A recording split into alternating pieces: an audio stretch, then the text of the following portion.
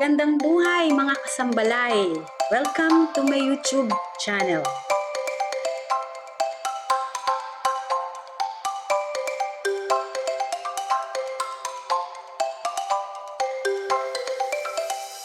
Hello po!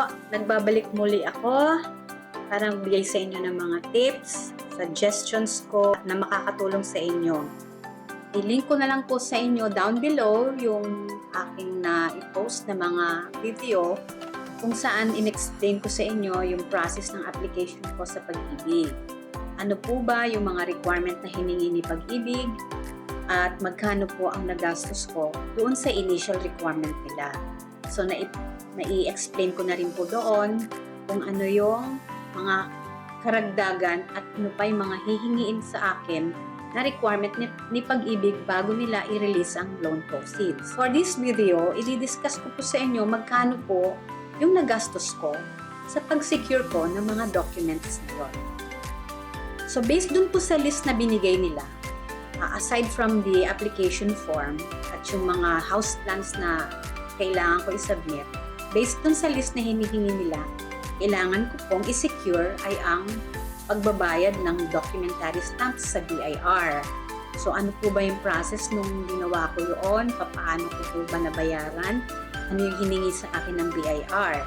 So, i-explain ko na lang po sa inyo para mag-guide po kayo at malaman ninyo kung paano nako-compute ang documentary stamp tax sa ating mortgage loan sa Pag-ibig. At ang pangalawa pong i-share ko rin sa inyo ay ang process ko sa pag-secure ng building permit. Ito po ay mahabang proseso, so siguro yung detalye po nito i-share ko sa susunod kong video.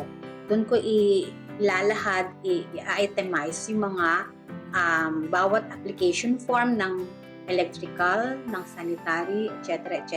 at kung magkano po ang bawat fee na kailangan nating bayaran doon.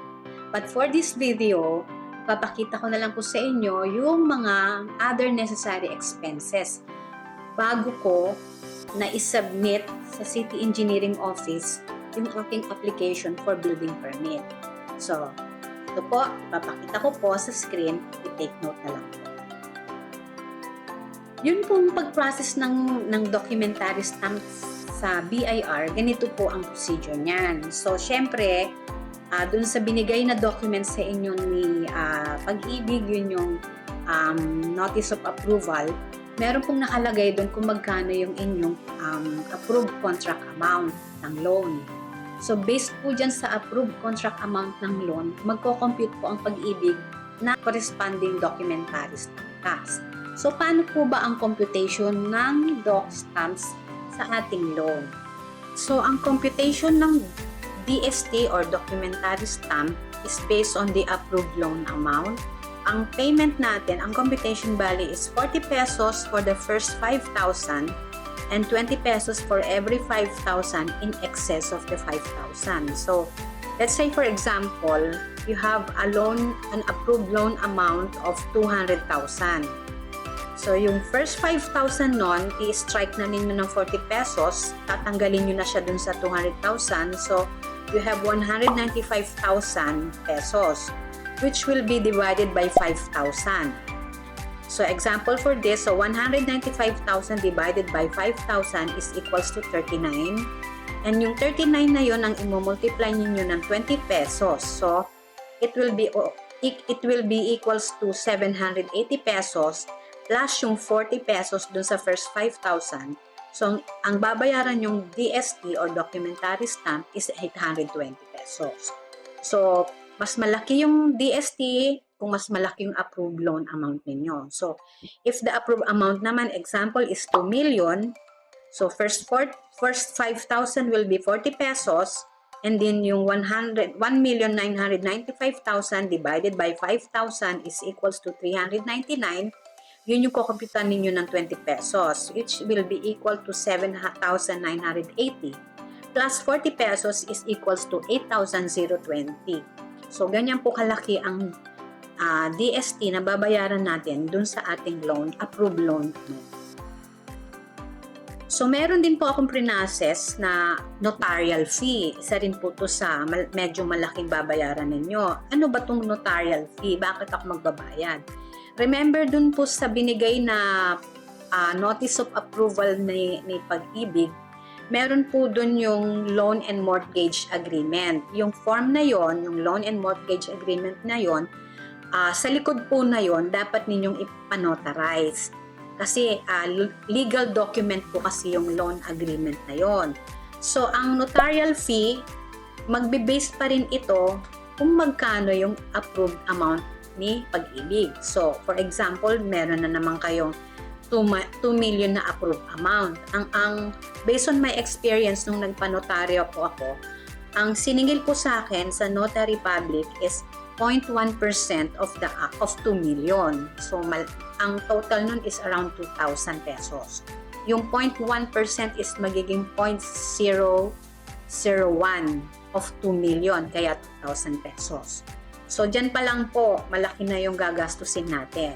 So, meron pa tayong ibang, marami pa po akong other miscellaneous expenses na nagastos. So, yung pag-secure ko po ng TCT dahil meron po akong lote na gagamitin collateral. So, yung TCT na yon, ang hihingin po sa atin yung latest TCT. So, kailangan tayong kumuha nito sa Registry of Deeds ng certified true copy. So, maliit lang naman yung nagastos ko. 2 copies ang sinecure ko.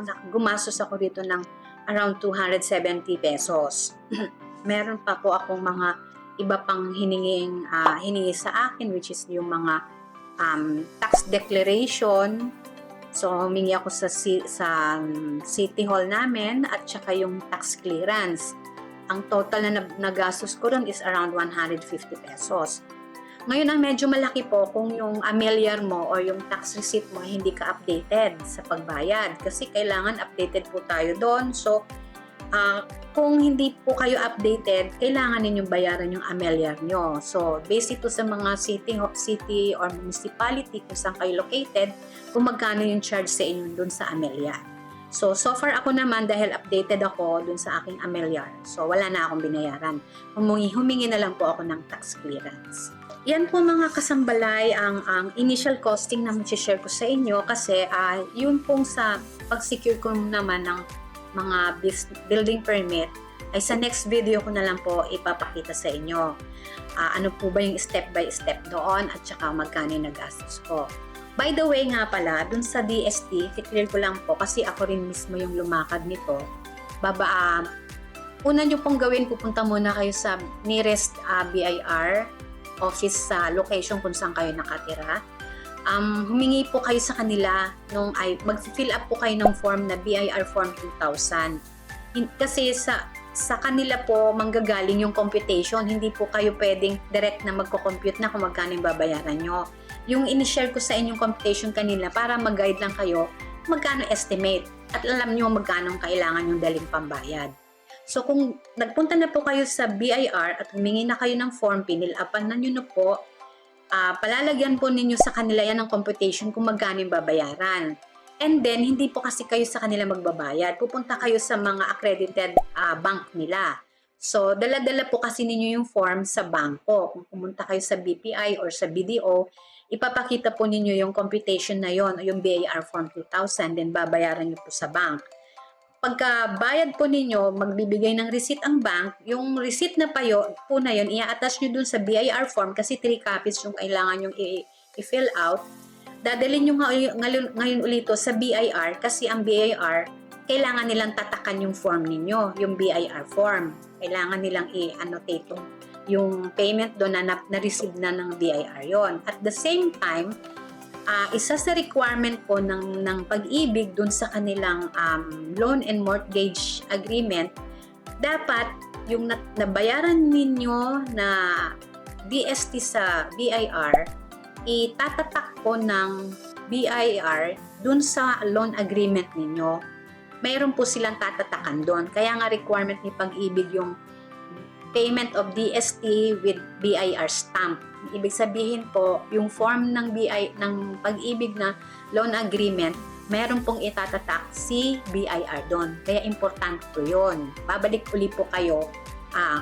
Actually, sa unang pagpunta ninyo sa BIR na nagpakita na kayo ng payment ninyo from the bank, magtatatak na po sila dun sa form na yon. Huwag nyo pong kalimutang patatakan nyo. Yun po yung importante na hahanapin sa inyo ng pag-ibig.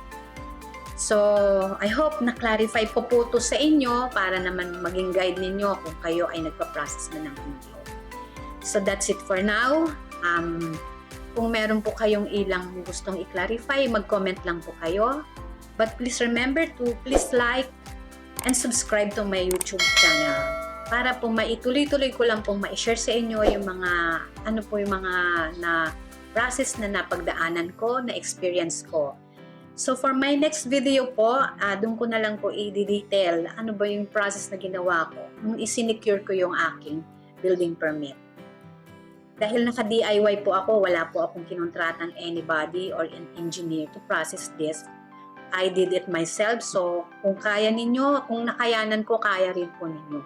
Stay tuned na lang po sa next video ko para dun yung makita, malaman yung mga tips, yung step by step, ano yung ginawa ko, ano yung naging delay, nag-cause ng delay, at ano yung masishare kong tips sa inyo para hindi nyo na ma-encounter yung ganung problema sa inyong application.